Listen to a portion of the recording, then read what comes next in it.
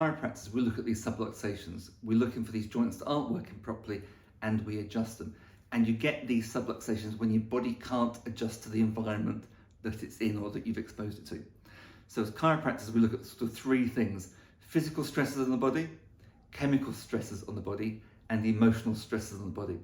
Physical ones, that's really obvious. Car crashes, fractures, fall, surgery, bike accidents, sleeping awkwardly with your head twisted to one side, sitting in a bad position on the computer for a long time, iPads, telephones, all those sorts of things. You start to put your body in a position it doesn't like to be in, and if you repeat that often enough, the back starts to work incorrectly, and eventually those incorrect movement patterns become ingrained, they become normal, and you start to get these subluxations, and then you get pain.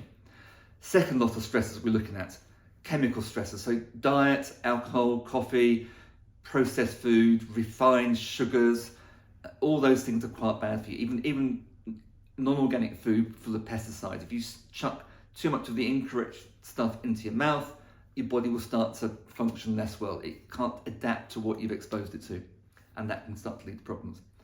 The final stresses we're going to look at are emotional stresses. So, if you're stressed, if you're depressed, if you're not sleeping at night, you've got relationship issues, work problems, all those sorts of things can start to affect how your body works. You can develop poor posture, your nervous system be firing off the whole time because it's in that sort of fight or flight mode, and that can start to affect how your spine works. That can eventually lead to subluxations, pain and symptoms.